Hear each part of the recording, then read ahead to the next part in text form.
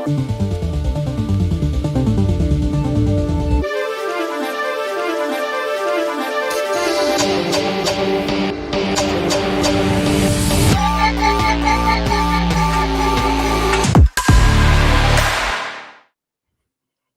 actually worked for me this time. Hey, how about that? Hey, Welcome, everybody, to Talking Nerds. We're back. It's just the Bluester and me tonight, though. Just the Bigs and the Bluester. And we're back with some more Hot D. Coming at you with the Hot D. hot diggity dog. It's hot until the end. Then it kind of fizzles out a bit. But we'll get there. So, yes, no Buffalo, no Flash tonight. He got lost in the ethos somewhere out there. Buffalo, of course, didn't watch. My camera's all wacky.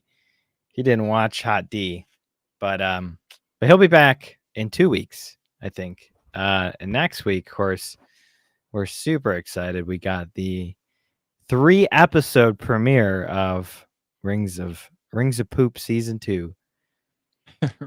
Super excited. And possibly we'll be doing something with Morning Mayhem pretty soon. So stay tuned for that.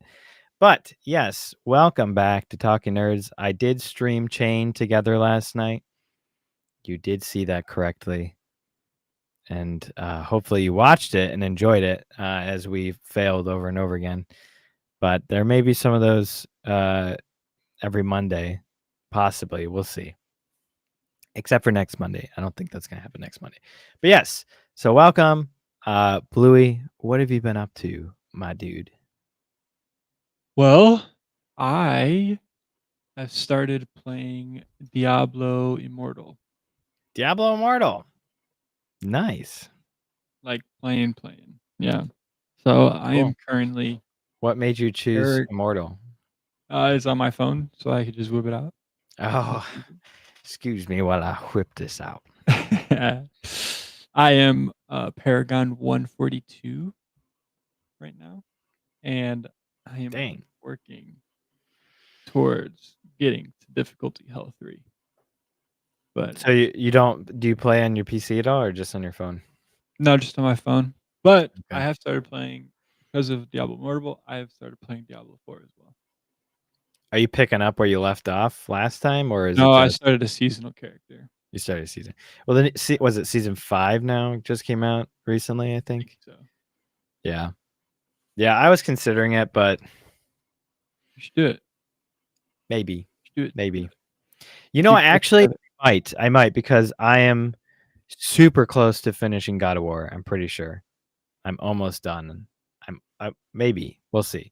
There might be a lot more than I expect, but it feels like the end game at this point. So, yeah. So maybe it'll happen. I gotta find a game to play until Ragnarok comes out on September 19th. So yeah, maybe I'll play it. You should. That would be fun. And we can play together. When do you play though? Normally. Whenever I can. Yeah. Fair enough. Or we could just play Immortal. Or we could play Immortal. I have to re-download it. But I have like so much freaking storage on my phone now. I think it's like 256 gigs or something. Perfect. It'll only take half of that. Yeah, exactly. Well, with all the updates, like literally, it just like keeps getting bigger and bigger the more you play it. Because like each new area, you gotta. Well, I guess you could download it all at once, right? Yeah. I have like everything downloaded at once. Was it like 16 gigs or something like that? I think so. Yeah, it's crazy. Have you tried the new Apple Intelligence out at all? The beta. It's out? Yeah, you go to settings and you can, if you scroll down a little bit, you'll see Apple Intelligence and Siri, and you just have to turn it on and basically request to be put into the beta. And then it gave me access like 5 minutes after I asked. But I really haven't tried it out yet. It's basically integrated into Siri, so you can kind of see, So when you turn Siri on, the whole screen like does the whole outline thing. So and you can like chat with Siri Oh. now. It's like Chat GPT basically. So kind of cool. Huh. But I know it drains Sounds your good. battery a lot. So, well, are you up? Are you updated on iOS beta? I am. Interesting. Then I don't know. Weird. You just got it before me. I guess I'm just special. You have a Pro, right? You have a Pro Max, like Oh yeah. yeah. So that's weird. I'm I don't know, man. I don't know. But yeah, cool. So you're playing nice. again. Yeah. Yeah. And let's see. I'm hoping, like, fingers crossed. Big fingers crossed. My wife just came in with the celebratory yogurt. What? Yeah, Yogurt. she's very excited. Celebratory yogurt? Even better than regular She's been yogurt. waiting a long time for it. So she's very excited. Sorry. Nice. I'm hoping that I might maybe get to see a movie this week. No way. If my wife would go with me. What, Deadpool? Yes. Nice. That is the one. That is the one. Cool. Yeah. But yeah, no, I'm super pumped that I'm into Diablo Immortal and getting on the grind. So getting on the grind. Nice. Yeah. What have you been up to? Well, I've been up to quite a lot of God of War. That's what I've been up to. Classic. Pretty much every single night I've been playing.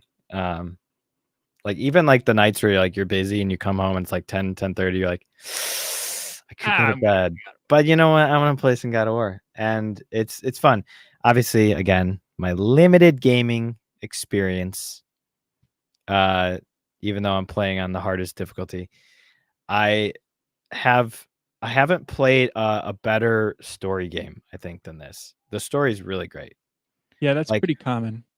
Yeah, I say that about God of War. Yeah, I like for most of the game, I was really just enjoying the gameplay, and I still am. I love the gameplay; it's great. It's got some issues here and there with like hitboxes with some of the bigger bosses, like they like swing down and you're like, what the?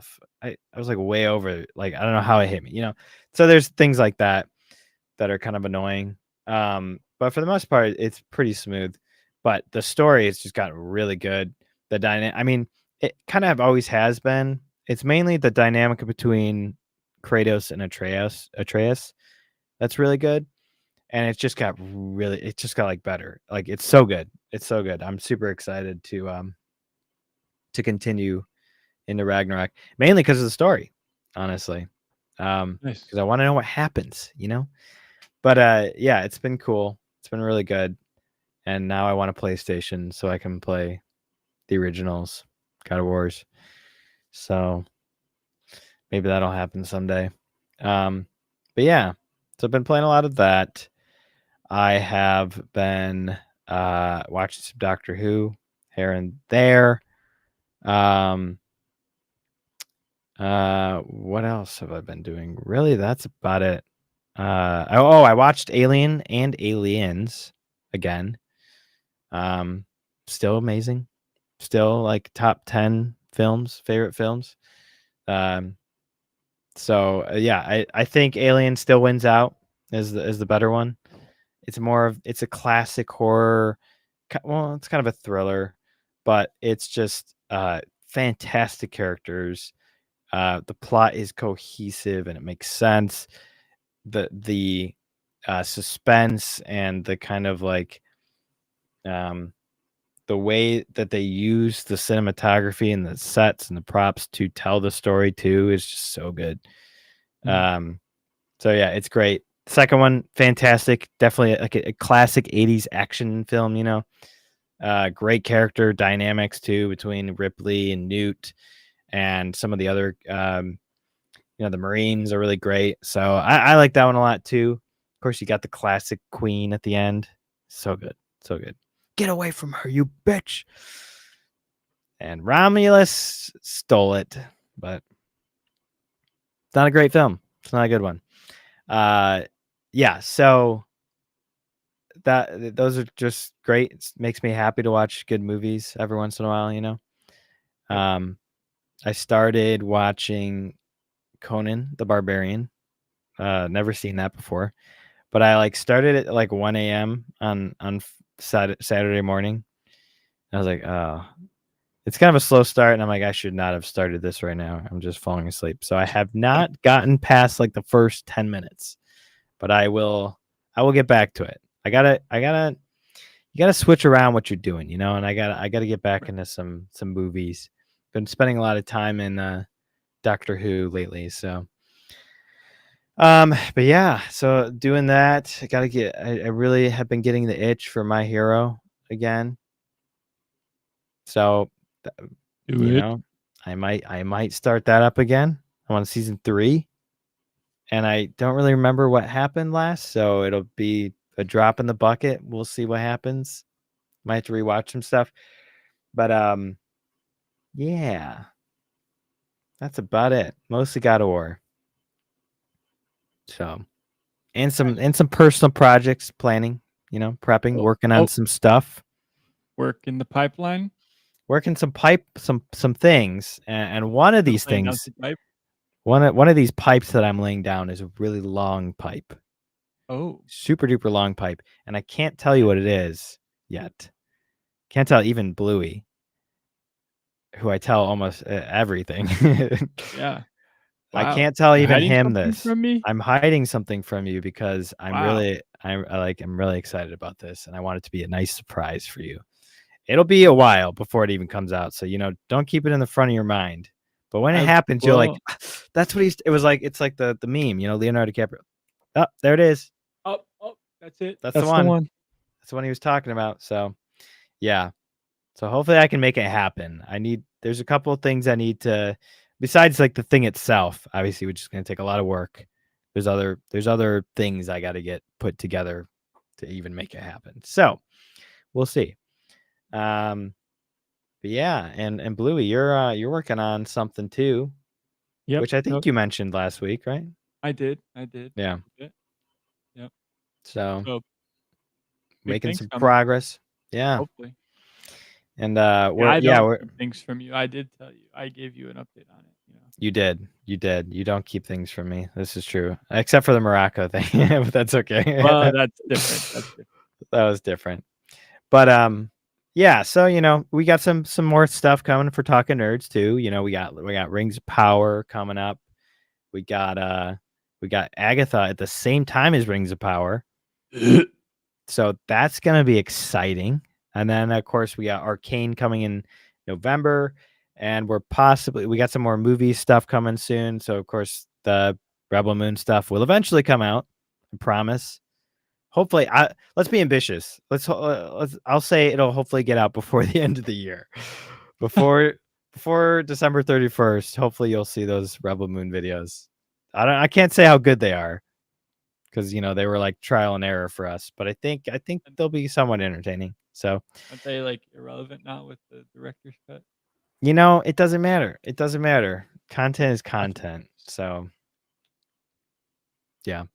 Anyways, I randomly just gave a bunch of updates on things. Wasn't meaning to, but that's that.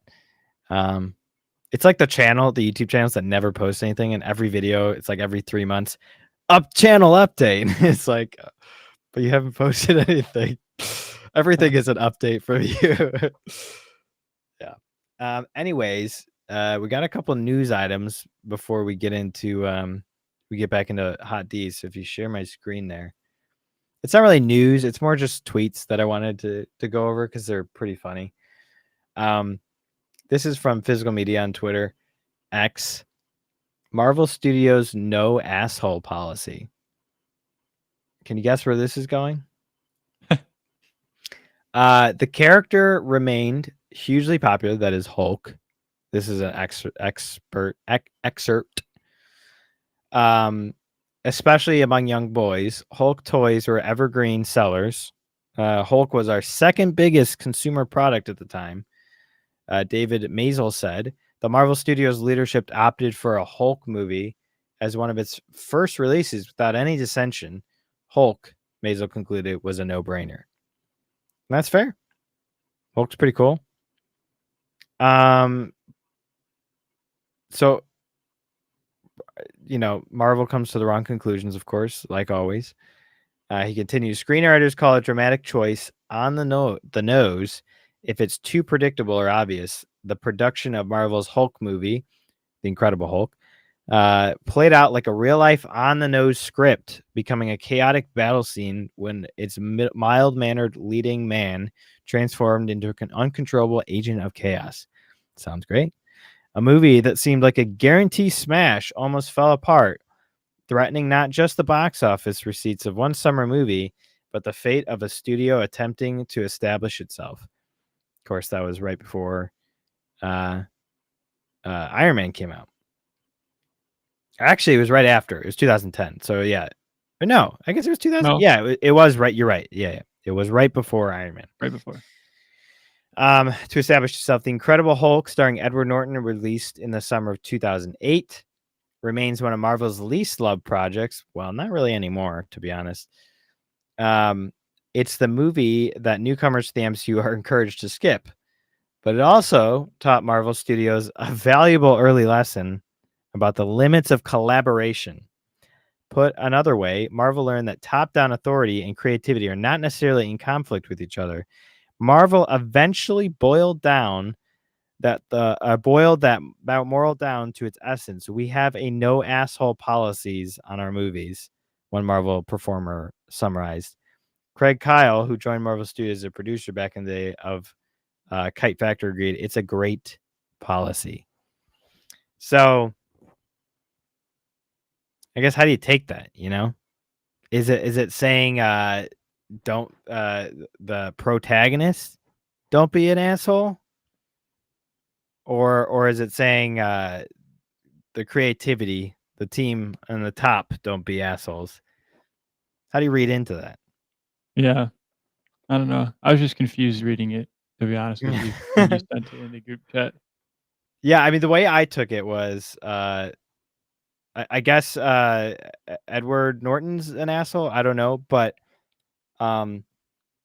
it feels like regardless, they're coming to the wrong conclusion about it. It was just a really bad movie. Right. It just sucked. I mean, plain and simple. I think it comes down to it just being a trash movie. I don't know. I think they're trying to find a blame game here, and I hope it's not saying that we can't have chaotic, strong male characters that are assholes. Because the Hulk is just, the Hulk's an agent of chaos, in these words. Hopefully it's not that, because that's they're missing the whole point of a Hulk movie then. But it could just be saying that there was too much top-down authority. I don't know, but I think at the end of the day, it's just a sucky movie with terrible writing. The CGI is not great. It's been a long time since I've watched it. It has been at least a couple of years. I have watched it in more recent years. It's not good. It's just not good. I don't really care who was in charge of it. It just sucked. It was just a bad movie. So interesting. No asshole policy. This one was kind of funny. This is from Liz Wheeler. If you're familiar with Liz Wheeler, she is a political talk show host. I don't know if she has her own show. I guess she does. Yeah, the Liz Wheeler Show. But I know she's on Ted Cruz's show occasionally. I'm going to zoom in here. This is 100% true. Men playing video games is peak unattractive.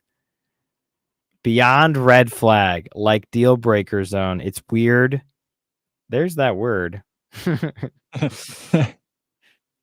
It's weird that so many dudes don't get this. And of course, she claims that this is a meme, but it's not funny, though. It's not funny. Memes are supposed to be funny. Least attractive hobbies for men, according to women. I don't know what women you're pulling here. Playing video games is number one. Collecting figurines. Okay, I can kind of see your path that you're taking. Magic tricks. Okay, yeah, that's kind of geeky. Online trolling. I think that's a little more unattractive? Gambling. Gambling is 5th on this list. How do you get gambling as 5th below playing video games? Doesn't make sense. Building model trains. Hey, come on. Building model trains has been around for decades. Yeah. Don't diss model trains. Taxidermy. Come on. Taxidermy is kind of creepy. I think that's I'd say that's I think unsettling. that's what the meme is. It's like put the one that's gonna make people mad at the top, and then make the ones that are like ridiculous at the bottom. I know, but it's not a meme though. It's a chart. It's a chart. Fair enough. This is stupid. So she goes on in the comics, in the comments section. She's just getting destroyed by everybody. And she said, obviously, we're not talking about Pac-Man or Tetris or an arcade game once in a while. Tim Buckshot says, an arcade game once in a while, whenever you happen to time travel back to arcades. How old are you? Obviously, this is a very snobbish take. You're retarded. Yeah. Nobody has arcade games anymore unless you're like playing Tetris on Steam or something, but you know, I don't know how many players do that. I know there was a really good Tetris game recently that made people cry. Remember that? That was like back in like 2020. But yeah, that's another weird kind of take. Women don't dislike video games because they're geeky. We dislike them because they're antisocial and consumption based. Like if a woman said TikTok or online shopping was her hobby. Hobbies should involve actually making or learning something. First of all, your argument about consumption based is silly because everybody consumes everything. You're consuming by being on Twitter or YouTube or whatever you're doing. You're always consuming. We pay what, 50, 60 bucks a game, and you can play it for hundreds of hours. I'd say that's a pretty good deal, actually. Yeah. I don't think it's really I mean, we're consuming it, but it's not. You're not wasting money like shopping or just wasting your time on TikTok. Antisocial. Most gamers. I know I'm not a multiplayer gamer, but most gamers are multiplayer gamers, co-op. So not antisocial at all. It's actually kind of where they get their social time is by talking with friends and games. And the last thing here is just, come on. If you start a sentence with hobbies should involve, you're wrong. Yeah. You're crazy if you're telling somebody what their hobbies should include. She said some other stuff. I don't really care. Video games are sedentary, consumptive, fantasy steeped in immorality that have serious negative real-world side effects in the men who play them. Do they have negative effects on you in real life? Yeah. Yeah, I actually use my brain more. My hands are more dexterous, and sounds pretty negative overall, to me. I have a better jawline. Yeah. Yeah. Right. Very negative. Sounds tragic to me. 4 in 10 American men between the ages of 18 to 50 play between 1 to 3 hours of video games every day. That's a lot. How many hours of reality TV show do most women watch?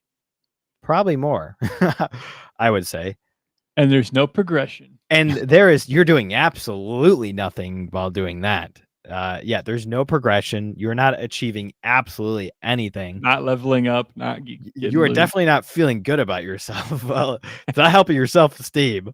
So, yeah. Maybe a bigger problem that I realized was when I posted the meme. Yes, a meme. Shut up, Liz. Some of y'all need to loosen up and laugh at the funny meme that triggered you. But that's the problem. It's not funny, first of all. And second of all, it's it's not really you're not really like getting people on your side here. It's not really triggering. It's more of it just doesn't make sense what you're saying, you know. Yeah. It's not like you're making me upset because you're offending me. It just doesn't make sense what your argument is. So I mean, yeah, I'm triggered, but it's more of like, what the heck are you saying? It doesn't. Why are you picking on us? Wild take to me. Wild take that video games is more attractive than gambling. And the fact that it's not just you posted this and just posted the image, you're making a lot of arguments here. So you agree with this. You actually agree that it's the most unattractive thing. Maybe you think gambling's worse. Maybe you think taxidermy is weirder, but still really weird take.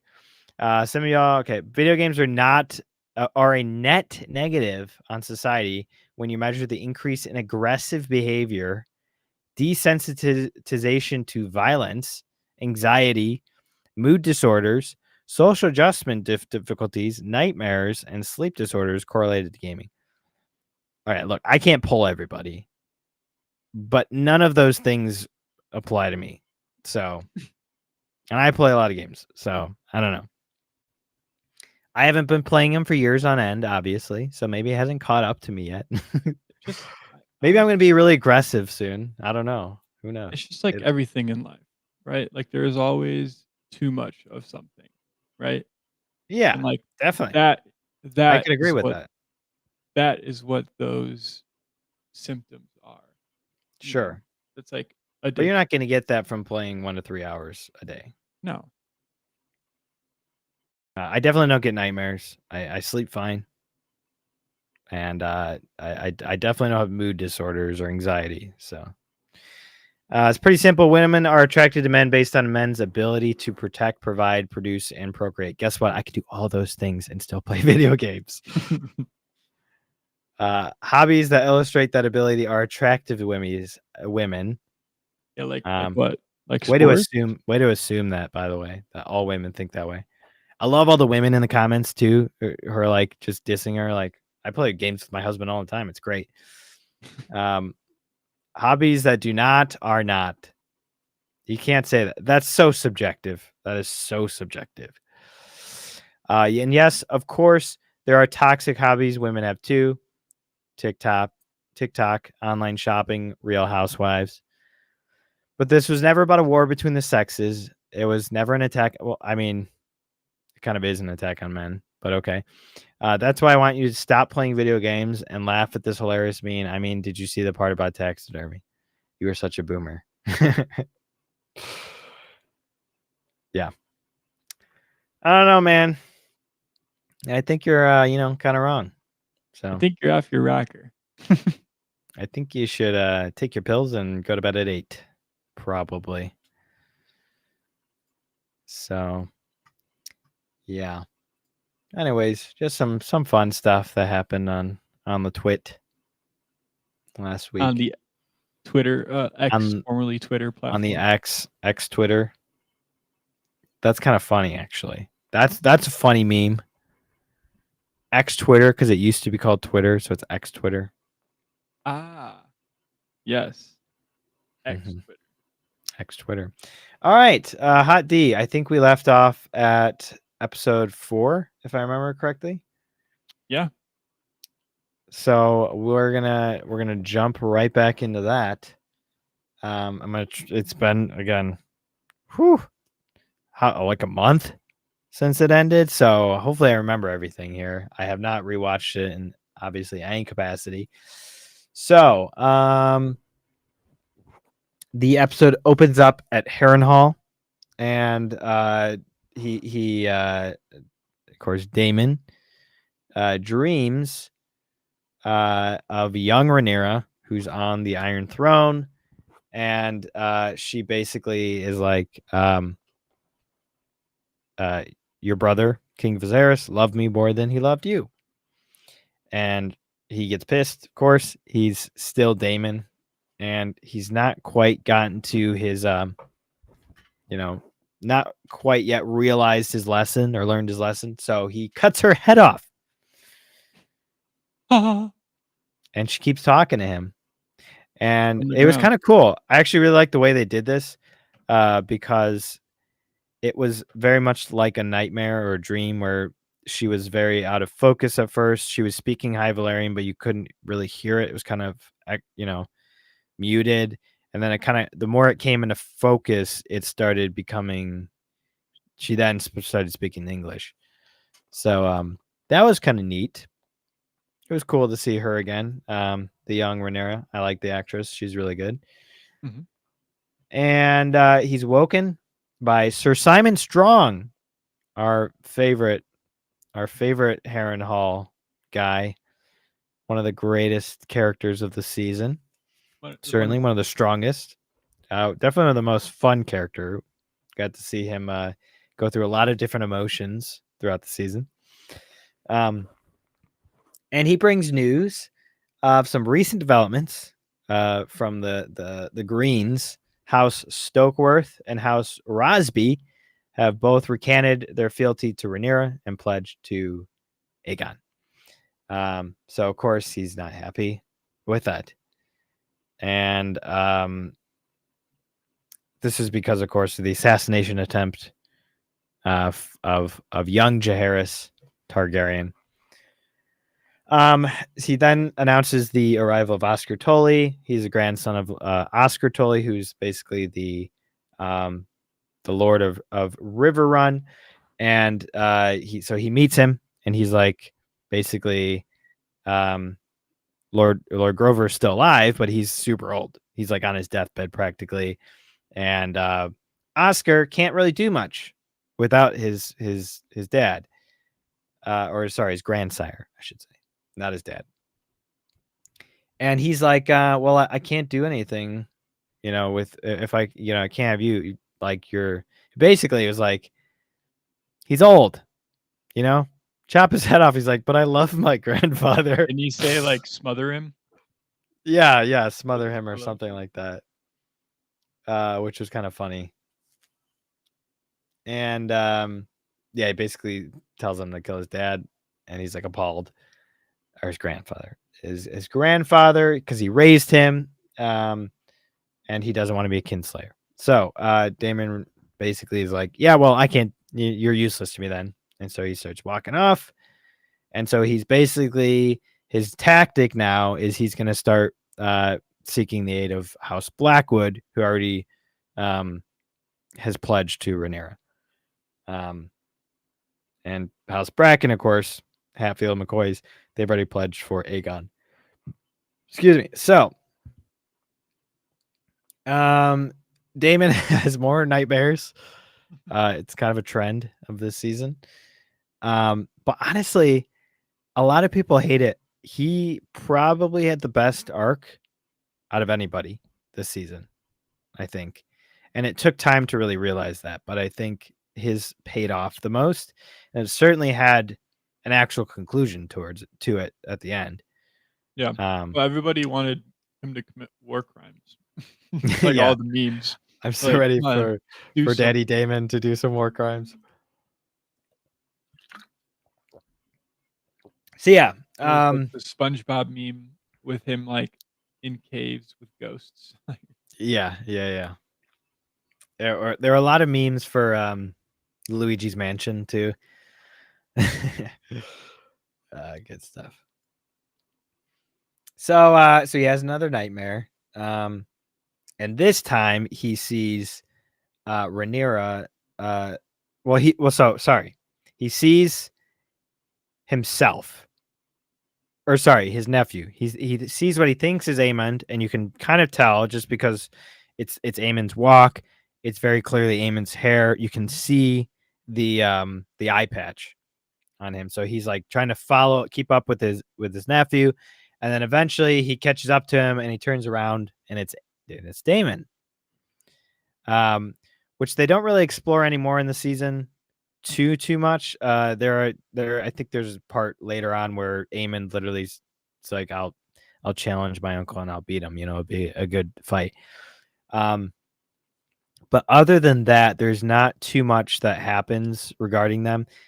But it's definitely setting up some kind of you know, Aemond was created. He created his whole persona based off of Daemon. He wants to be him. He wants to be him so much that he wants to replace him. He doesn't love him. He kind of is obsessed with him. And so Daemon, I guess this is kind of saying that maybe he never admits it, but in the back of his mind, he's a little he's a little worried about Aemond. Obviously, especially he's got Vhagar, but I think kind of it's him. interesting. I think it's him like learning that there's a sort of respect for Aemon that Daemon has. Yeah. Because he sees himself in him. Right. And Daemon loves himself, so. He's like, wow, you're committing some cool war crimes over there. I'm kind of jealous. I don't get to do that very often anymore. And so he catches up with him, and then he stumbles into the quarters of Alice Rivers, who is a brand new character to this season. And of course, the last name Rivers is basically the bastard name for the Riverlands. So it's like Jon Snow. And so she introduces herself as a bastard and an unofficial maester for Harrenhal. And he asked her like, what are you basically? And she's like, I'm just an owl or something. I'm just a barn owl. Which is a little bit of a foreshadow, actually. Again, there's no fat in this show. Everything has meaning. Every line foreshadows something. So that was kind of funny moment, though. And basically tells him, like, yeah, this castle is totally cursed. And the irony of this scene, which was a little strange, was he had not been eating any food practically. He's kind of suspicious of everything being poisoned, but then she offers him this like weird tea and he just drinks it.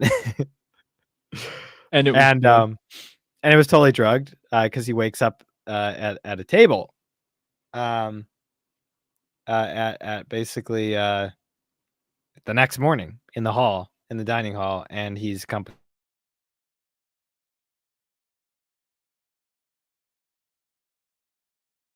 I think we did meet him a little earlier in the season. I can't remember now, but he basically was the little kid the little Blackwood who wanted to marry Rhaenyra in season 1. She turned him down, and then he's all grown up. He's all grown up now. But then yeah. So that's basically all that happens there. Then we go back to Driftmark. Princess Rhaenys meets Alan of Hull, and your camera's a little blurry, by the way. It's out of focused. Oddly, I don't know what happened there. The camera always does that. It's so wacky. Yeah, that's weird. You should get an Elgato face cam. Well, not if a sponsor. This podcast would pay me, maybe. Yeah, whatever. If we made any money, I would. You'd be the first to receive a check of $1. Woo! Yeah, so Princess Rhaenys meets Alan, and she obviously already knows that he's the bastard son of Corlys. He just looks so much like him. The casting, yeah, is so well done. And you later find out he's actually been shaving his head because he's got some white hair. Dead giveaway. And what is with George R. R. Martin and hair? I mean, it's a good identifier. It helps identify. Did you know also that the Targaryens are supposed to have they're supposed to have like purple eyes, purple irises? Yes. But they thought it'd be weird for House of the Dragon, so they didn't do it. Which I'm torn. I love accuracy, obviously. Harry Potter. Harry Potter, we didn't get the green eyes, so that was kind of lame, But it was like a good way to do it, though, and I feel like they could have totally done it. Yeah. Probably. Just keep it lighter. As much as I hate the Witcher show, the eyes kind of look cool. I do like the eyes. That's about it. Witcher looks great. Or Geralt looks great. Geralt looks gay. Henry Cavill looks great. Henry as Cavill Geralt. looks fantastic. Yes. Yes, just We're thirsting going off over the rails a little bit. Henry Cavill. So yeah, basically she starts kind of hinting at that, but before she can like really get into the conversation, she's interrupted by Corlys because he's like, "Stop it! Stop conniving in your into matters that do not pertain to you." But she's not like Catelyn, where she treats Jon Snow awfully. It's different. She's actually kind of, I think, looking for an heir at this point for Driftmark.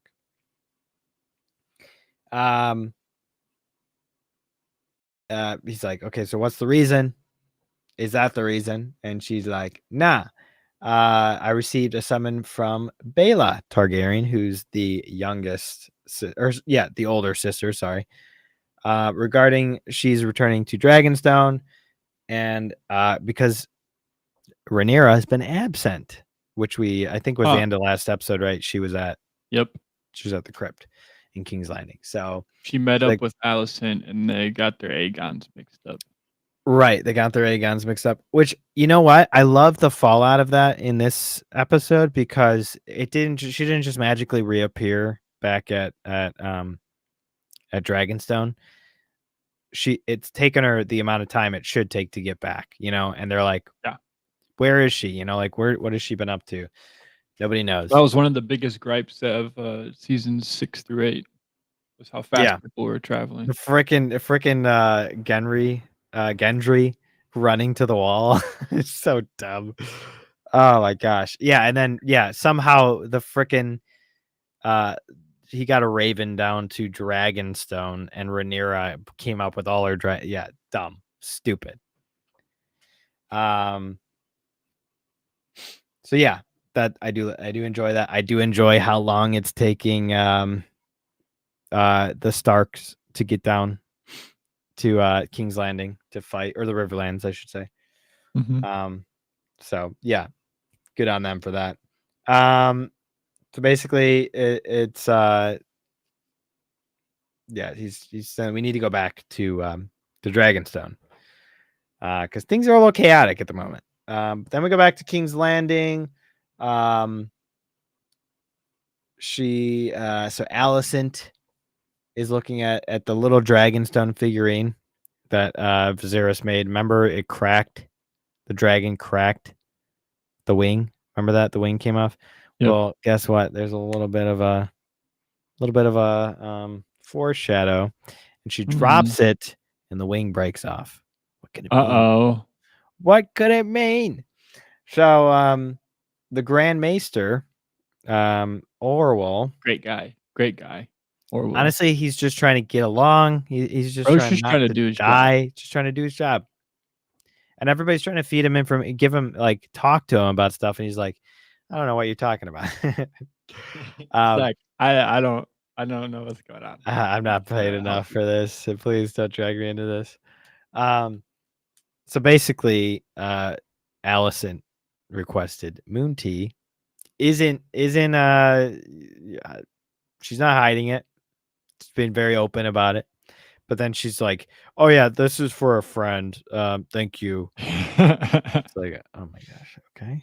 And he's like, "Yeah, whatever. I don't really care." He's like, "I don't really care. Please just let me leave." And so he tells her, the tea side effects, all that stuff, and she's like, "Thanks. I'll pass on. I'll pass on the warning. Thank you."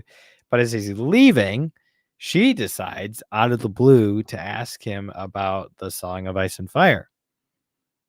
Or sorry, no, my bad. She asked him who Viserys wanted on the Iron Throne. My bad. And he's just like, I can't say. He never discussed this with me.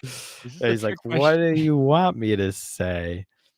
So instead of but he doesn't just. I mean, the smart thing would probably be like, oh, Aegon for sure, totally. But he's just like, I don't know. peace. And he leaves. And she's just like, okay. And then she drinks her drink. And so she doesn't. Poor Sir Kristen Cole. He's never gonna have kids because keeps getting robbed. Yeah, Allison keeps playing defense. Well, and Rhaenyra did the same thing. Yeah. So the tea keeps getting in the way. So okay. I kept seeing memes. Kristen Cole, the father who never was. The father who never was. That's yeah. So okay. I know we talked about this earlier last time, but it actually does happen now. Then we go to the Green Council scene, and this is where Aemond totally wrecks Aegon. Basically he gets pissed at Larys, and he's like, how could you let Harrenhal go? And he's like, because he's like, that's your castle. And he like just called me. He's like, well, Harrenhal is kind of a dump, and he's really just Daemon's just a king of nothing at this point. There's really nothing of worth in Harrenhal, so I'm not really sure what you want me to do here. There's really no point. And he's like, oh, it doesn't really know what to say. And then Aemond is just like interjects. He like interrupts Aegon, and he basically is like, yeah, that's not priority. Kristen and I are already going to Rook's Rest. We already got it all figured out. And he's like, I'm sorry, what? You did this without me? You made plans without me? You know what? He's like, this you're just like, you're disobeying my authority here. And instead of Aemond just, going along with it, he basically starts talking in High Valyrian. And is kind of it's just taunting. He's like, what are you gonna do? What are you gonna do about it? And of course, Aegon, he never wanted this. He never took it seriously, obviously. Aemond always wanted to be king. He took it seriously. He took his Targaryen side very seriously. He learned the High Valyrian. And Aegon's like, you want me to make war? Something like that. And Aemond, I love his reaction because it's not even like a smirk or anything. He's just sitting there like, yep. There might have been a little bit of a smirk. He's always got a smirk, but he's not like, Right. He's just kind of like, I won. I can just sit here and, like, what are you gonna do about it? Aegon's my point was proven. Point was proven. Let me take care of this war. This is doesn't concern you. So it's done. This is happening. And of course, this is actually a really great scene. Alicent is back in her chamber. She's visited by Larys, and she doesn't even hide the cup of moon tea. He totally sees it, and basically, knows what's going on. Obviously, some people think that he's actually a warg and he wargs in the rats, which is kind of interesting. I kind of like that theory. That'd be cool. Which is why he knows so much. And they're always showing rats. They mentioned rats a lot this season. So you kind of have to wonder a bit. So they kind of talk about different things happening. Daemon. They're talking about Aegon and all this stuff. And at the end of the day, they're like, he basically asks her. He straight up asks her, do you actually believe that Viserys wanted to choose, Aegon to be his heir? And she's like, basically, whether he did or whether he didn't, it doesn't matter anymore. War is inevitable. And I love his response. He's just like, yes. Basically, yes, it is. And I was like, wow, that was kind of interesting. It was a very weird interaction between the two of them. They don't really see very often. You don't really see Larys kind of agreeing with somebody. But it's not, and it's also kind of like he understands what actually happened. He knows that Viserys didn't choose Aegon. And he's kind of pushing her to that place, but she's just kind of like, whatever, man. Like, it doesn't matter. And he's like, I gotcha, like, it's just like yeah. And then it's like unexpectedly a really great interaction between those two. Yeah. And it's like, I think it's just the simplicity of it. or just like the fact that it's like this kind of summarizes all of Game of Thrones. Yeah. That makes it such a good moment. I really like that scene a lot. So yeah, so that happens. Then there's some other stuff. Oh yes, okay. So then there's a scene between Alicent and Aegon, where basically Aegon's pissed, and she's just kind of like, I've been bulldozed by every man in this council, all this stuff. I'm like, I'm done. I'm just gonna start drinking, and I'm gonna start kind of talking like my father, and just like throw caution to the wind. I can say whatever I want without any consequences, which is the worst trait of the High Towers. Pretty much is I thinking that they can get away with anything. Yeah. And so basically he's like, I am the king, and he's like, you can't talk to me that way. And she's like, what are you gonna do, kill me? It's like, well, he could. I mean, he's proven he's capable of that. And mainly she was really pissed at him because she thought he threw away all Viserys' books. And we obviously know why she's trying to find books is because she's really trying to learn about the Song of Ice and Fire and see if it's actually true. Of course, we also know that she's not going to find anything unless she actually has the dagger. That dagger is really the only proof. So yeah, so basically, she throws caution in the wind, and he is at first really pissed at her, but he kind of, Aegon is kind of helpless, right? He's kind of a mama's boy. Like throughout the season so far, he's been very vulnerable to Alicent, and she keeps rejecting him over and over and over again. Obviously, I think it was episode 3, it ended with him like sobbing his eyes out, and she, instead of comforting, she goes and has sex with Kristen Cole, right? Classic. And classic. And so in this situation, he's like, okay, he's just exhausted. He's like exhausted. He's like, I don't know what to do. What am I supposed to do? And she said, do what you're best at. Do nothing. and she walks out, and he's just like, yeah, F that. I'm not doing that. And it's like he's like a little cat who's bored. He like pushes his cup off the side of the table and just smashes it on the ground. He's like, and he's like, you know what? I'm doing something. So Aegon's doing something. All right, he's doing something, and we see him get all suited up in his the Conqueror's armor that they made for him. So he's got Aegon. He's going full Aegon the Conqueror now.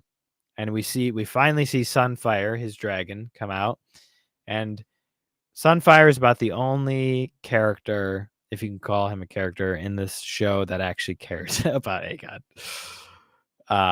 Maybe his kids do. I don't know. But there is somewhat of a bond between the two of them. And yeah, so he's gonna go off to war. And we'll get to that. That's the second half of this episode. But to war. So mounts Sunfire, and then we go back to Dragonstone. And Corlys shows up, and basically, there's basically this overall irritation and uncertainty from the Black Council. They're like, Rhaenyra's not doing anything. We're losing all these it's not battles really, but essentially like we're losing in all these different spots, and the Greens are gaining ground on us, and we're just looking like a bunch of fools over here. What is Rhaenyra doing? Sorry, my camera keeps getting bumped. What is Rhaenyra doing basically? And where the heck is she? So they're all pissed. Most pissed of all, actually, is Jace, her son, Jace, her heir. He's furious, mainly because he's, conflicted with which we'll get to later, his bastard being a bastard, but also he's just like, I need to do, like, I want to do something, like I'm just stuck up in here and I feel like I'm not doing anything worthy of my calling, I should be fighting. I have a dragon. Um so Rhaenyra returns and everyone's just like, where Jace was literally like, where have you been? What have you been up to? And she's like, yeah, I went to I went to King's Landing. And they're like, you did what? You did what? What now? I'm sorry, what? Um, and she basically she's like, I'm fine. It's fine. She's like, I had to do what I had to do. This was my last chance at securing peace. She actually makes a really good point. She's like,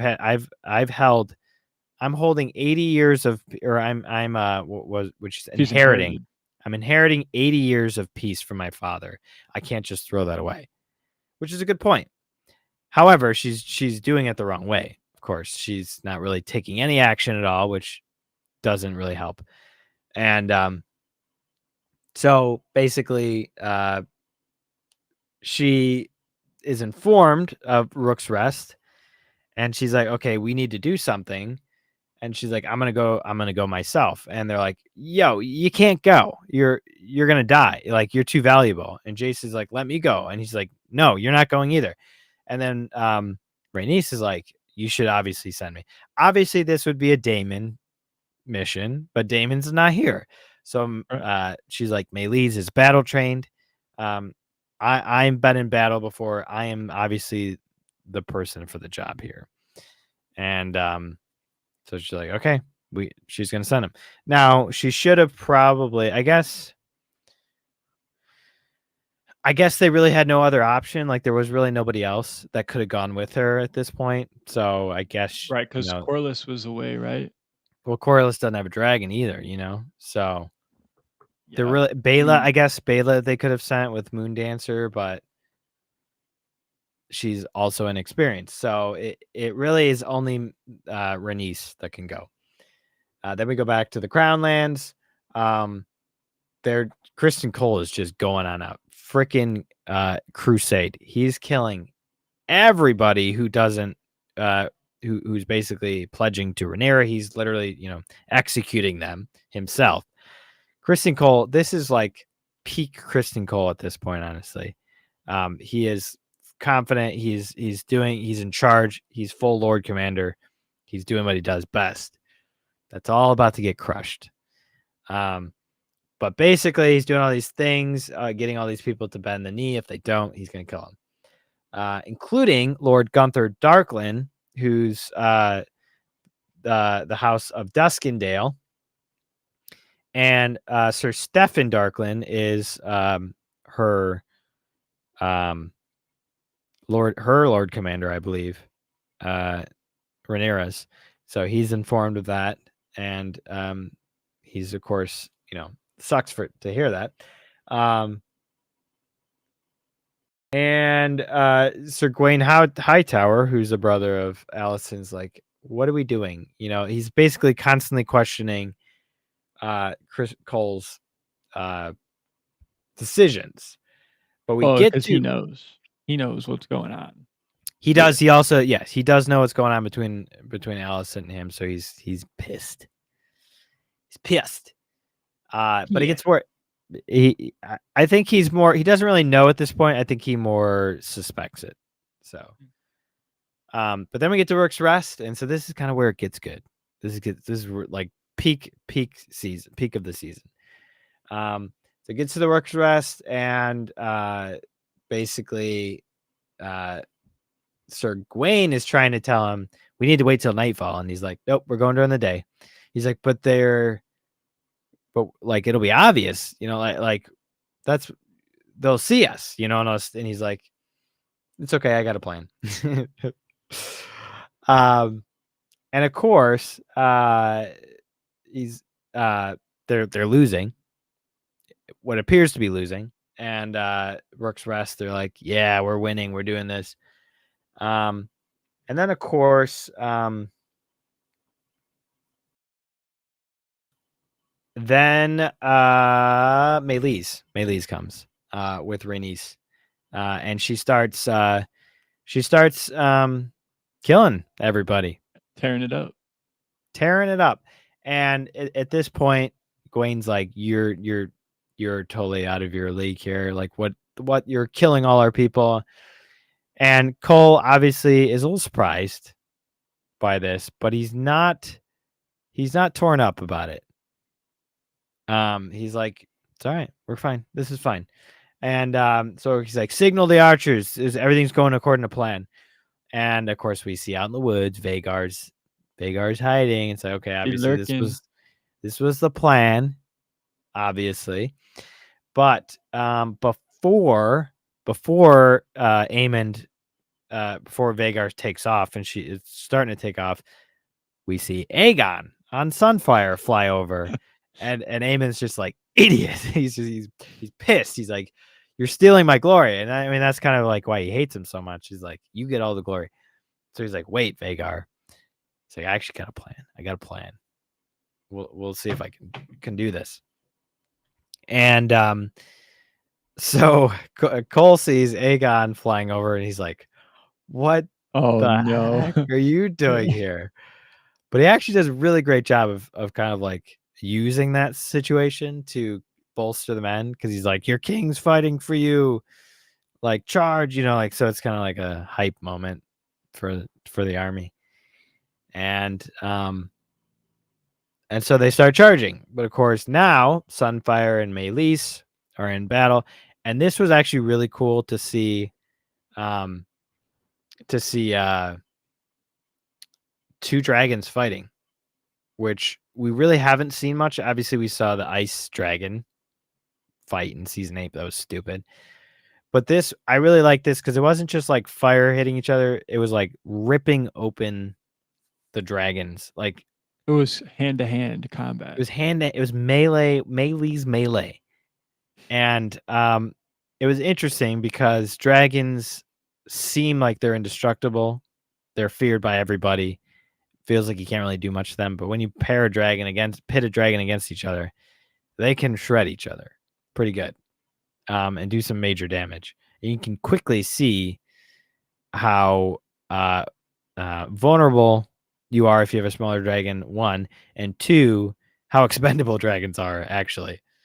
So that was kind of interesting. But then, of course, Vhagar flies out of the trees. You see enormous Vhagar, and she's flying towards the dragon fight.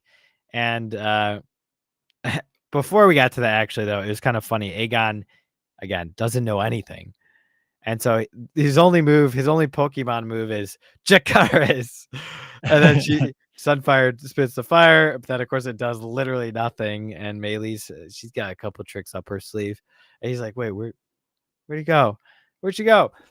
It's like, yeah, that's all he really knows. He's definitely out of his league. And he's like, oh, finally, Aemond's coming to rescue me. But then Aemond doesn't do that. Aemond also goes Jakaris. Jakaris, and Vhagar burns both of them. And Aemond really wasn't trying to aim. He was really just trying to see if he could hit two birds with one stone, essentially. And of course, Maylease, Sunfire takes the brunt of it and starts falling. And you see them like falling to the ground and just poof, this like explosion, right? It's kind of interesting. Dragons falling to the ground. It looks like a bomb because it blows up. So she falls to the ground. It's like, shoot. Well, there goes Aegon. And so basically there's more battle. Maylease kind of gets away. And she's flying off, but she's like, I can't lose this opportunity. And she doesn't say anything, but you can see it through her expression. She's like, I can't waste this opportunity. And she straps in and she's like, this is it. This is my last stand. And Maylease kind of knows it too, because they got this bond. And it was kind of a nice little moment, a little farewell to that character, because she goes back and she makes a pretty bad mistake. She can't find Vhagar, but then Vhagar does the classic move that she did in the first season, comes up out of nowhere behind the castle and chomp, gets Meleys in the neck. And it's like, it's not I even mean, like a Meleys did some damage to Vhagar She too. did, yeah. She did a really cool. They did kind of like a somersault, which was kind of interesting. It looked like it reminded me of the Targaryen emblem, the sigil. Mm, yeah. But it was really interesting. They were like, she got up underneath Vhagar and managed to kind of like get the claws entwined, So that was, yeah, she did some cool stuff. She had some tactics, but ultimately she was not big enough. And it wasn't just like a chomp. It was like the whole neck got like singed and fried, and it just like killed the life out of her. And it was kind of sad. She looks up at Rhaenys, and the color in her eye just kind of drains away and goes to gray.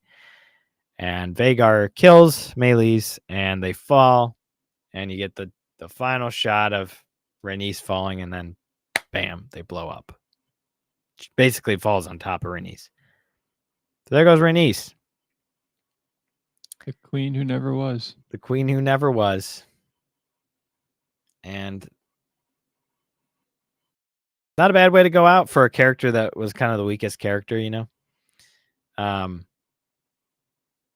Kind of some nice, I guess she did her, she served, she could have prevented the whole thing, and she killed a bunch of innocent people, but she died, at least trying her best to amend that. So, I'll give her that.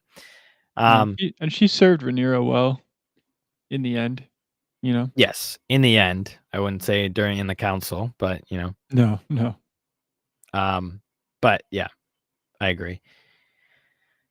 And then we see Aemond fly down. There was also a part where I think Meleys knocked Vhagar to the ground, and Vhagar just like bounces on the ground, and you see her like walking to try to like Yes. run, get back up. She's just stopping at all the green soldiers, and you just like you see her step on people and then get up, and there's just blood like everywhere. It was pretty graphic. But another way of showing how the little folk are disposable in this world. Yeah. So yeah, basically Cole is running towards the crash site of Aegon, and he sees Aemond over there, and Aemond's got his sword pulled out, and he looks like he's about to finish the kill. And he's like, Aemond, what are you doing? He goes, And then "Oh, he's like, what? And then he just sheathes his sword, and he's like, I don't know what you're talking about. And he literally, I think he says, what? What? Just checking up on him." And he's like, where is he? And he like, Aemond crouches down, he picks up the dagger, and then he flips it around and points it at Aegon's body. He's just like there. And then you see burnt, cooked Aegon. Cooked. And very slow breathing Sunfire. So yeah, that was episode 4. My favorite episode of the season. Yep. Yep. And it kind of, it doesn't, it was good because it was well built up to that point. It made it even better. If this was right in the beginning of the season, it would not have the same impact that it did. So,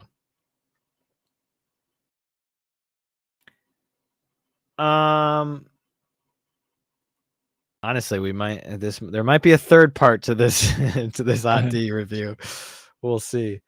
Yeah, actually there probably will be, because this is taking a while. So I guess we'll do one more episode, and then we'll probably call it. Yep. So episode 5. Honestly, at this point, maybe we'll just kind of summarize the rest of the season. just because I don't even know if we'll have time at another date to go through this. So there are 4 more episodes.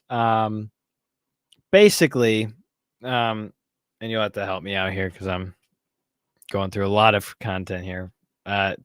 Basically, we're kind of leading up to a couple of different things. For Rhaenyra, it's kind of finding dragon riders. That's her most important thing. She loses Rhaenys, and she can't. She's got to do something about it. She's got a bunch of dragons at her, at her doorstep, but she's got nobody to ride them. And so, kind of her goal for the rest of the season is to find dragon riders. And so, it's interesting because Jace basically suggests that there are people who aren't in the Targaryen, immediate Targaryen family that still have our blood and could potentially be dragon riders. Mhm. So that happens. Of course, one of them is Adam of Hull, Alan's younger brother. And he gets selected by is it Sea Seasmoke. Smoke? Sea Yep. Smoke, yeah. And so Seasmoke was Laris, or not Laris. Gosh. Corlys's son, who married Rhaenyra. What is his name? Laenor? Laenor. I think it was Laenor. So Laenor,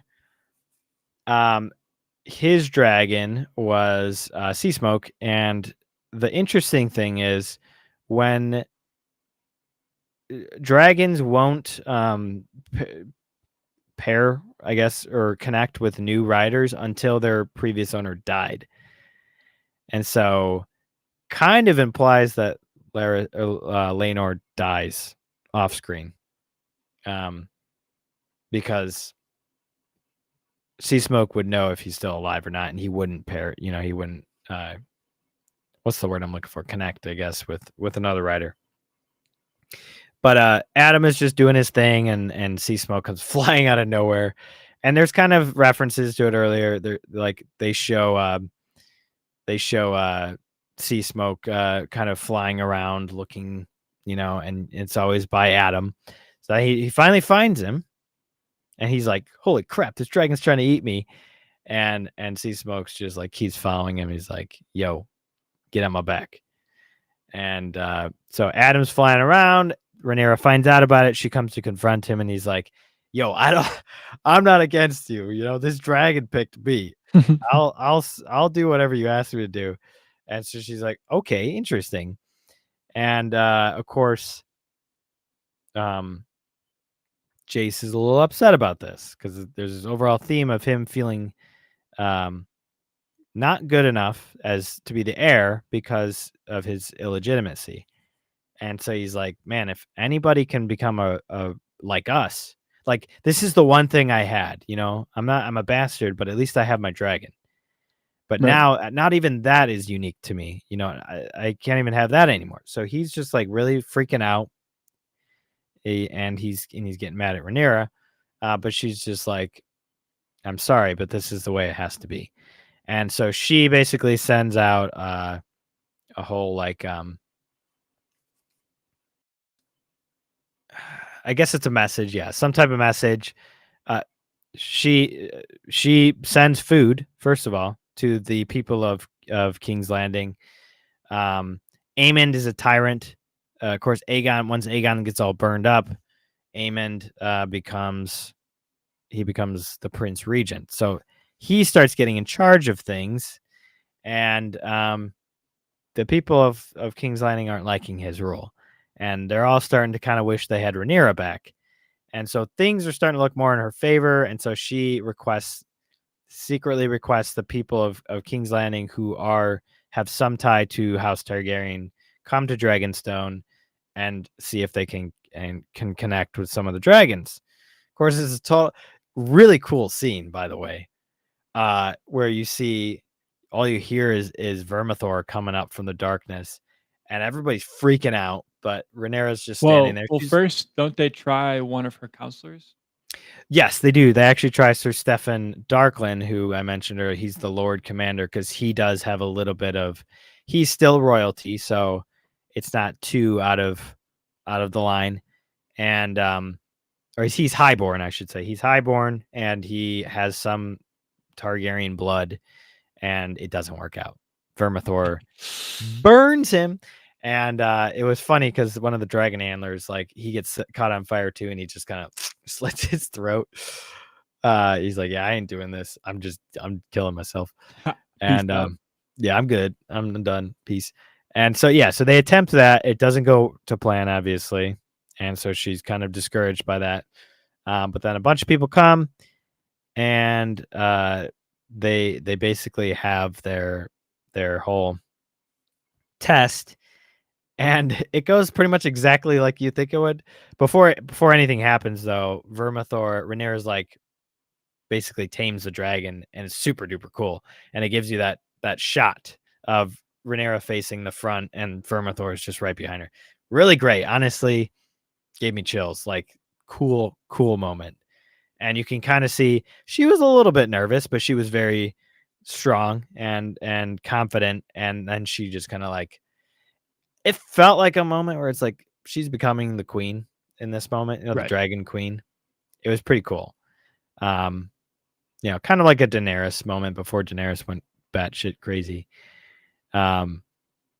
So then it goes exactly like you expect it would, and Vermithor just starts setting everybody on fire, and everyone's like, screaming. And he's just eating away. He's having a grand old time. He even looks like he's like, smiling. This is a good dinner. He's even playing with people. Like, it's hilarious. People are falling off the edge. It's just like total chaos. Even the guards are like, they're not letting people out, but then they get caught on fire too. So everybody's just dying, and Rhaenyra is just standing up there like, well, that didn't work. And there are a couple people. One of them who we've been seeing out throughout the season is was it Wog? What's his name? I don't know. Ulf. Yes, Ulf. So Ulf is he's been bragging a lot to the small folk that he's to his friends, Targaryen ascent. And then when it gets presented this, he's like starting to freak out, and so he runs off. So he escapes. But then there's Hugh, who's a much more noble, definitely more highborn material. And he's like a family man, He's a family man. His daughter dies. He's got nothing left. And so he's like, this is my chance of, something. And basically he does kind of like he's hiding. He's trying to stay alive, but he's also helping people. He saves this woman's life. And then she kind of runs off. She's trying to escape, and Vermithor is like, another snack. And so he's just like, stop, take me instead. And so he just like stands. He takes the approach of standing being really confident and not scared. And Vermithor is like, all right, I like you. All right, I pick you. and so Vermithor chooses Hugh. And so Hugh will be now the rider of Vermithor. Then we see Ulf running off, and he stumbles into another dragon lair, and he steps on a dragon egg and breaks it open, and you just hear this like growling, and he's just like, oh no.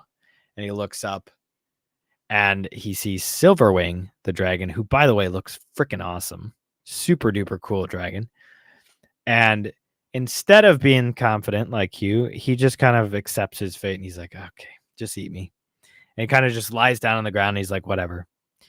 But it's a different kind of not having fear. It's more of just accepting your fate. But Silverwing is like, all right, cool. I like this one. You son of a bitch, I'm in. And she's like, yeah, I think it's a she. I think Silverwing's a she, yeah, because she's the mother of those eggs. And so she's like, yep, all right, you're my dude. And so she kind of goes off, and he's like, no way, that worked. And then Ulf does a really stupid thing, and he takes Silverwing for a joyride, and through King's Landing. And Aemon's like, what the heck is happening? So he gets on bro is a chaos master, bro. He just like goes to King's Landing on his dragon. The most unexpected thing. Like, "Oh my gosh, the It's a dragon's coming!" dragon, And like Aemon's freaking like, out. "I gotta get to Vhagar." Right. Like, So he everybody's takes just a panicked. horse off to Vagar, but before he gets to Vagar, Silverwing flies off. So he's trying to fly after them. And of course, he gets to Dragonstone, and Vagar's like, "Yes, let's freaking go. More action." And he's like, "Whoa, whoa, whoa, whoa, whoa. No." And you can obviously tell that he's gotten a little bit more restraint over Vagar since the Luke accident. And because on Dragonstone, you see Vermithor, you see Silverwing, you see Cyrax, you see Vermax, I think. All these different dragons just sitting there, and Rhaenyra's They're all just standing perched. on the shore, just like smiling, just full on smiling at him. And he's like, "Yeah, screw this, I can't do this." So he He flies goes, off. "Not today, Vhagar." Not today, Vagar. And she's like, "Dang it." She's like, "Really?" But it's funny. I saw this meme. It was like Cyrax is like screaming off at Vagar. She's like, Vagar, you old bitch," "Get over here." which is funny. Uh, The memes have been great this yeah. season. Been fantastic. So yeah, so that happens. That's kind of Rhaenyra's whole thing. And she's kind of building up to she's starting to get the upper hand. But she still doesn't have Daemon. So we Daemon's arc kind of like he started seeing more and more visions. Eventually, he started seeing visions of his brother, and he starts getting a little humbled. And he's like, "I'm sorry that I wasn't there for you when your child and wife died originally." And he actually gets to comfort his brother through that in this dream when he wishes he could have done that. So he's starting to become a little empathetic. He's learning things. He's growing. His heart's growing. And Grinch's heart is growing. the final dream that he gets is basically decrepit old Viserys who's rotting away, and he's holding the crown. And he said, "I never wanted this. It was a heavy burden, and I did my best, but I didn't want it. It just came to me. But I know this is something you wanted. You always wanted this." And he basically hands him the crown, and he said, "Do you want it now?" And we don't actually see him take it, but you can see he's kind of like, he's doubting it. He has some doubts. Then Sir Simon Strong, basically is like the entire season he keeps trying, or Daemon keeps trying to call himself king. He's like, "Call me your grace first." Then he starts saying, "Call me your king." He's like, "But you're not the king though." He's like, "Who's the husband of the queen?" "Well, the king." He's like, "Exactly." He's like, Consort. "Consort." um, and so throughout the whole season, he's kind of building up this army, and he's even hinting at with Alice Rivers. He's like, "Rhaenyra can join me if she wants to join me, whether it's at my side or not. You know, I hope she's at my side though." But basically, he's kind of like deciding his own. I want to be king. I'm going to build this army for myself. And so, but things are starting to change throughout all these visions, which is why it's a fantastic arc, because he's learning stuff. He's growing as a character. And in the end, Lord Grover Tully passes away, and so Oscar Tully takes over the River Runs, and basically humbles Daemon. It comes out of nowhere. This kid's a great actor, by the way. Basically, is like, yeah, I was Giving kind of, Lady Mormont vibes too. oh yeah. He's like, I was trolling you the whole time. I'm actually really smart and capable leader, and yeah, these are my people, and you effed up. You caused more controversy between the Brackens and the Blackwoods, but I'm gonna make this right. And so we pledged to Rhaenyra, and we honor our pledges, but you screwed up, and so you need to atone for your sin by killing Lord Blackwood, because yes, it was your hand. You told him to do it, but he was the one who killed the Brackens, right? So, and he's like, "Wait, what are you doing?" And so it's funny. Daemon goes from the beginning of that scene to being like the one in charge to just being like, this is what I have to do if I want this army. So he cuts off the head of Lord Blackwood. But that whole scene was one of, and there were so many great scenes in this season, but that was a great one Yeah. in particular. And we'll get to the best one too. Like, Oh, I yes. think the best scene, but I do agree. But yeah, so like, but I love this one in particular because it kind of seals everything that Daemon's learned throughout this season. Right. Because even at this point, Rhaenyra had sent Simon Strong basically sent a raven to Rhaenyra, being like, "There's some treachery going on here," because she sent one of her guys, her councilman, to Daemon to talk to him and basically figure out what are his motives. But instead of doing that, he's like, all right, Rhaenyra's like really weak and not doing anything, so I'm going to pledge to you. I want you to be king, and we'll all back you, basically. And Daemon kind of has a smirk on his face, but he doesn't like deny. He doesn't like to like he doesn't really kind of take a stance. He basically says, sounding a little traitorous, like you kind of sound like a traitor there. But he doesn't say okay or not, And so this is kind of like the edge. He's right on the edge. He's like, I know what the right thing to do is. I know that my brother chose Rhaenyra, and I know that I shouldn't be king, and I know that I shouldn't seek power because it didn't come to me. But I also kind of have everything I need right now. I got an army. I got like people like backing me up and all this stuff. Like I could do it if I wanted to. So he's kind of like, what do I do? I'm really torn right now. And then he has this scene with Oscar Tully, and I feel like that's really kind of what seals it. Yeah. He understands honor and duty and keeping to his word, essentially, And so he kind of, you see it in his face. You don't really see Daemon unsure that often. And he's got a great face at the end of that scene, like I don't even know what the expression is, but it's a different expression for him. And I think that's kind of where it clicks for him. And then of course she comes herself because she gets the letter from Simon, and she's like, I'm not putting up with this anymore. I'm flying myself over there. And she flies over there. It's funny. What Caraxes is like, finally more dragons. Yay. Yeah. He's been alone. Caraxes Rose has been chilling in Harrenhal, bored. But she doesn't go alone. She brings Sea Smoke with her, which is a great idea because he's the most battle. And Vermithor obviously is, but Vermithor is still a little crazy, and his dragon rider is still inexperienced. So Sea Smoke is probably the best option for backup. So Sea Smoke's flying around top. She walks in. She sees this giant army, and they all turn and look at her. And it's just quiet. Simon Strong's right behind her, and then you look out in the crowd. You see this white hair walking through the crowd. You're like, oh, there he is. There's Daemon. He's just strutting up to the top, looking all. The army is like parting. The army's parting for him, and he walks up to her, and he's like, I wasn't expecting you. and she's like, I forget what she says in response, but it's like, what are you doing?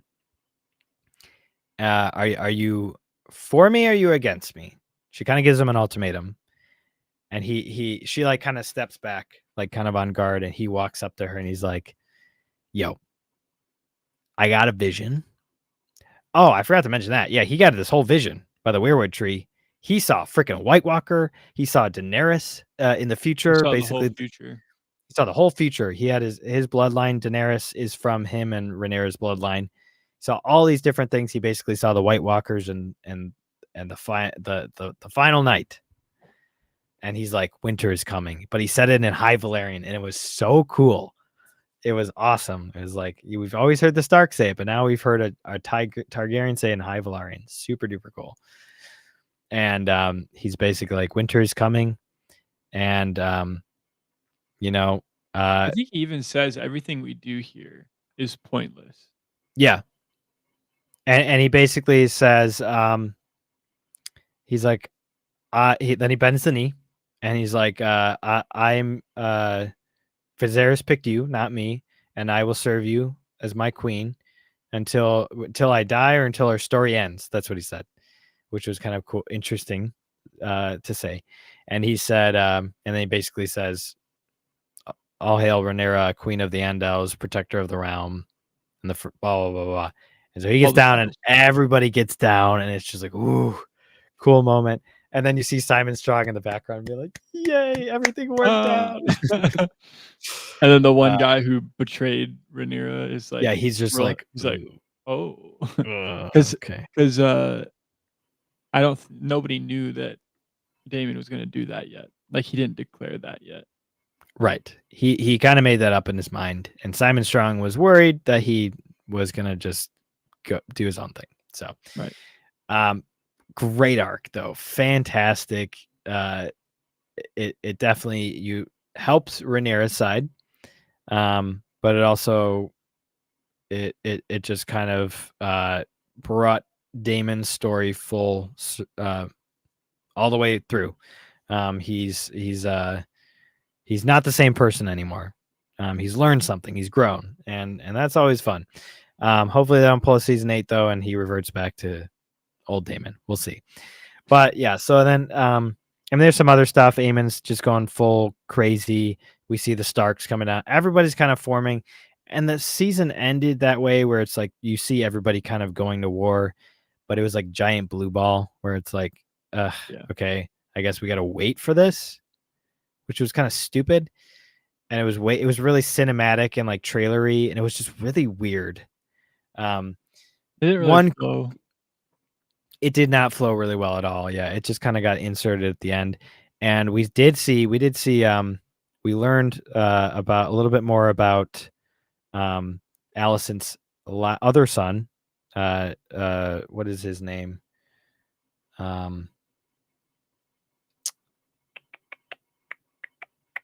Balin, something like that. But she's got another son, and he's a kind one. He grew up in Highgarden, not Highgarden, Old Town, and he's actually a good green. He's the only good one. He's got his own dragon, and so you see him flying his dragon, and it's a blue dragon. It's super cool. Yeah, and also it's sheep stealer. Sheep stealer. We did see, even though Rhaena had a dumb arc or dumb story, it was just her running around constantly. She's trying to find a dragon, and we do see a first glimpse of Sheep Stealer. He looks pretty dope. He's got some cool wings. Also, other points of contention. All of King's Landing right now is kind of turned against the Greens. Pretty much. Rhaenyra started sending care packages of food and supplies to the city. And that was actually how they got the Dragon Riders assembled. Right. The people. Yeah. That's kind of important to remember too. The small folk are not happy with Landing. Our man Otto Hightower, he got kicked off. Obviously, we talked about that last time by Aegon. We haven't seen him all season until the last episode. We find out he's been captured.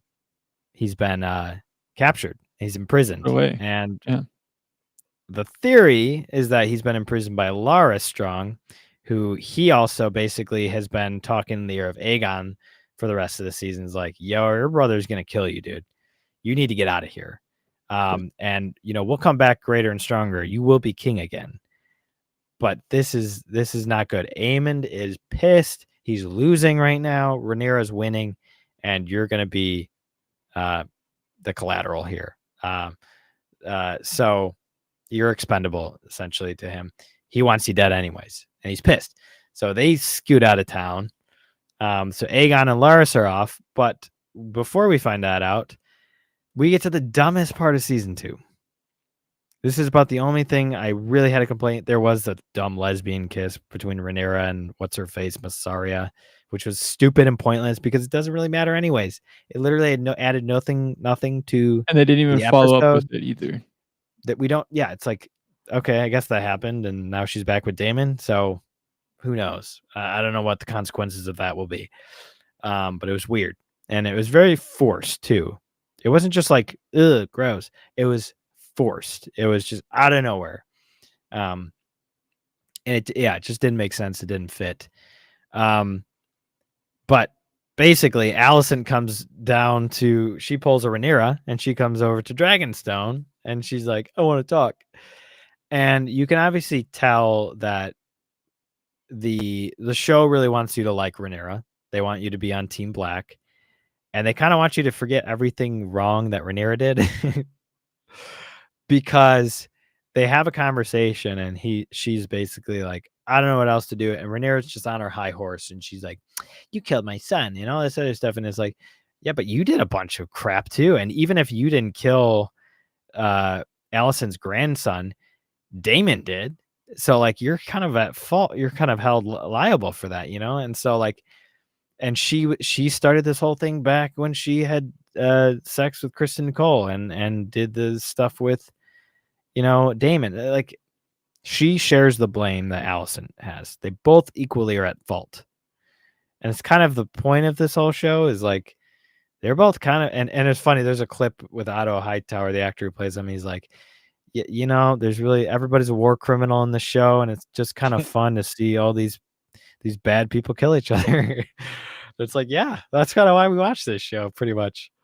So yeah, Rhaenyra is not in the right in any way. Maybe a little bit more than Alicent, but she's certainly she was not. honorable in seeking peace before war, but Yes, I mean, but she shouldn't be on a high horse in any way. right. And she out of nowhere, she's like, Alicent's like, I'll give you Aemon's off fighting, King's Landing's open, you can take it. And she's like, yeah, it's not that simple. I need Aegon's head too. I'm like, what? First of all, that is a stupid decision to just go to King's Landing without a plan, without an army. Like you're just gonna get attacked anyways. Like Aemon's coming back. So you need to kill Aemon first, win the war, and then you can take it. You can't just take it. That doesn't make any sense. It's not going to solve anything. And two, that is also kind of out of character for her to just be like, yeah, I'm Aegon needs to die. Like she didn't want to kill Aegon's sons. She doesn't want to kill Helena. Like Aegon, yeah, it's Aegon is took her throne, but he didn't really do anything to her. And he got it handed to him. Like, yeah, it's really Alicent and Otto that she should be more pissed, and of course Aemon, because Aemon killed her son, and Aemon's kind of the one leading this whole war. So it just doesn't make sense for her to be like, yeah, I want peace. I've inherited 80 years, but Aegon needs to die. I need his head, and I need everybody to see it. It's like, what? Okay. And then it's out of character for Alicent to be like, yeah, all right, yeah, sure. I guess. Go ahead. Sure, you can have both my sons' heads. What? After you actually reconnected with Aegon at the end, towards the end of the season, too. You actually sympathized with him, So you were actually a mother to him. Right. That was just a wild card at the end where it's like, this is out of nowhere. It doesn't really make sense character-wise. There's plot discrepancies here. Like it just doesn't fit, And then of course we got the whole trailer for the fight basically, and it ends on episode 8, and we don't get another season for 2 more years. So yeah, disappointing ending. Overall, I really enjoyed the season.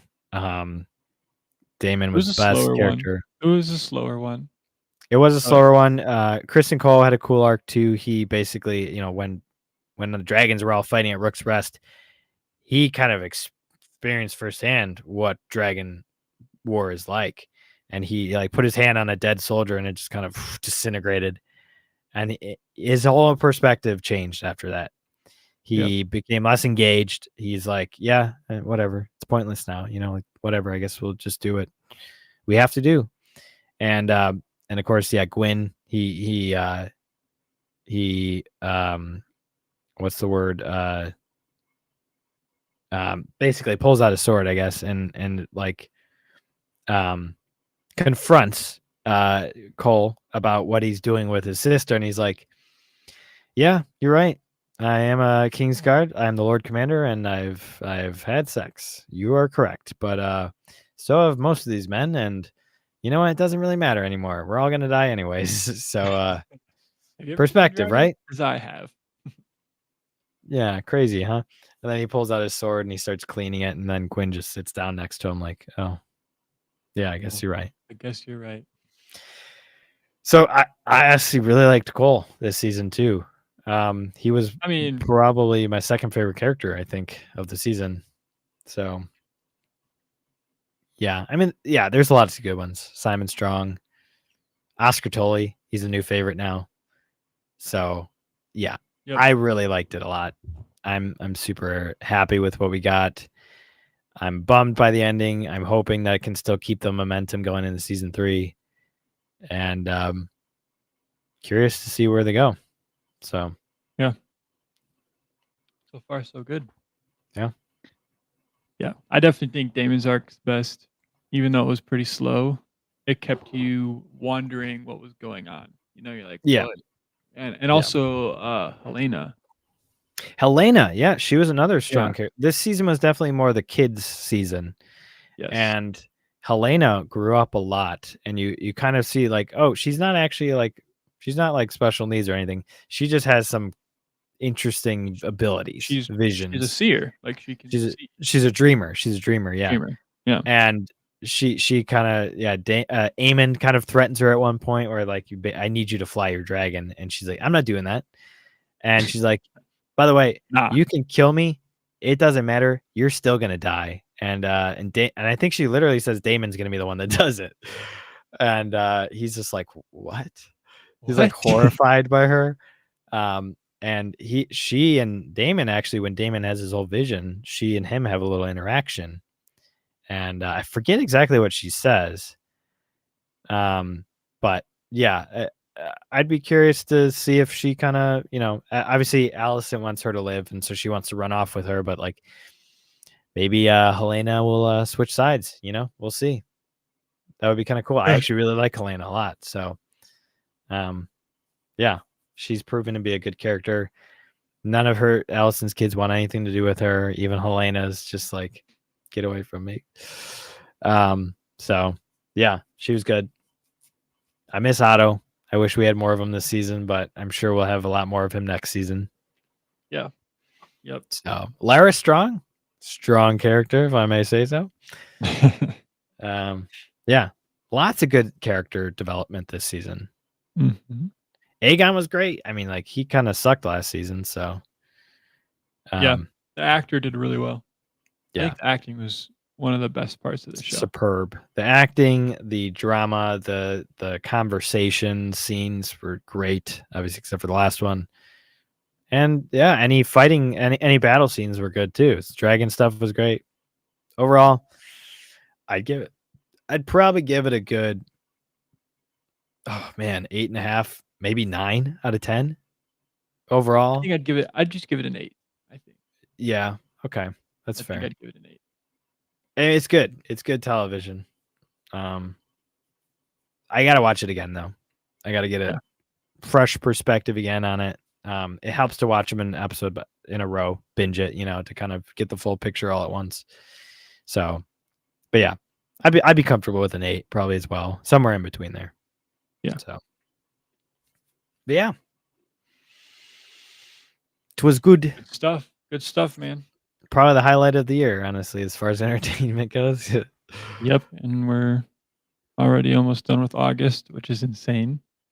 Yeah, getting to the last quarter of the year. We'll see. It's Arcane. That's what I'm looking forward to next. So, yeah, of course, lots of good video games. So, Vidya.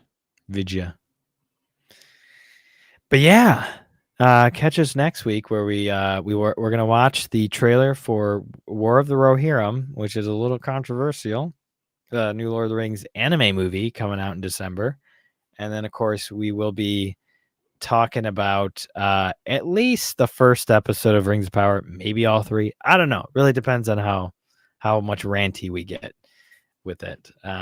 But yeah, so that will be coming out this week, and it's gonna be that for a while. So at least till October. So yeah, lots of fun stuff coming up, and go check us out on Discord again, and our socials, and we'll be posting anything we do with Morning Mayhem, so you can go check out his channel. We'll be on over there. Go check out Nick Buffalo Bick's new podcast, Whiskey. Oh my gosh, I already forgot. Whiskey Mishaps. Thank you very much. The link is in the description of this episode, so you can go check that out on Spotify. And I think they're trying to get it up on Apple Podcasts too, but it should be on Spotify for sure. So yeah, and thanks for watching. We will see you next week. Peace.